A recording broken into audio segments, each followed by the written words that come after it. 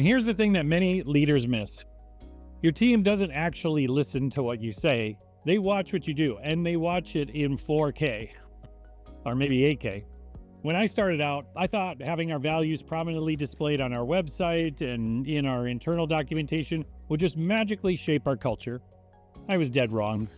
The day it happened was when I turned down a big check from an ethically questionable client. And when our bank account was on a strict diet, that's when our values suddenly grew legs and started walking around the office. Building trust starts with 3 key ingredients.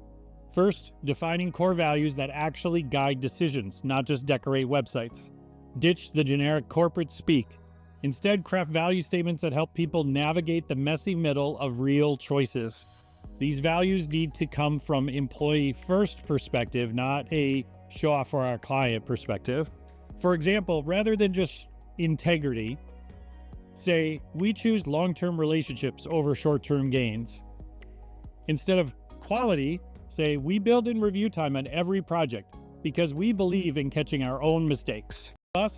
Or do you say, we missed the mark here and redirect the energy towards solutions? Third, establish clear and ethical boundaries beyond the bare legal minimum. This means crystal clear policies on billing practices, data handling, AI, conflicts of interest, and client confidentiality. For example, we always had a rule that we never billed clients for meetings that had to get rescheduled, or that we would always disclose when we were working with competing clients in the same industry. The next is promise management. Under-promise and over-deliver is cliched and it's old. So in practice, this means just building in buffer zone into timelines and sprints and documenting all the commitments, not just the ones you're making, but the ones that the client is making, and then having a way to track them. Back at my agency, when we simply started documenting the client promises in our engagement tool, the client satisfaction jumped. How you respond in that moment writes your culture code more indelibly than any handbook. These stories become part of your company mythology, and they're more powerful than any policy document.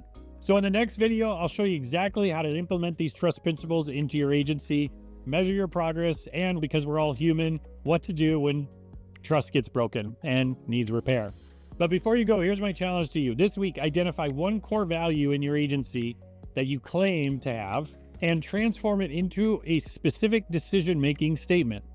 Share it with the team and see how it changes conversations.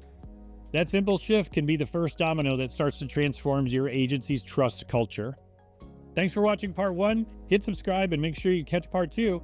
And leave a comment about which of these trust principles resonates most with your agency experience.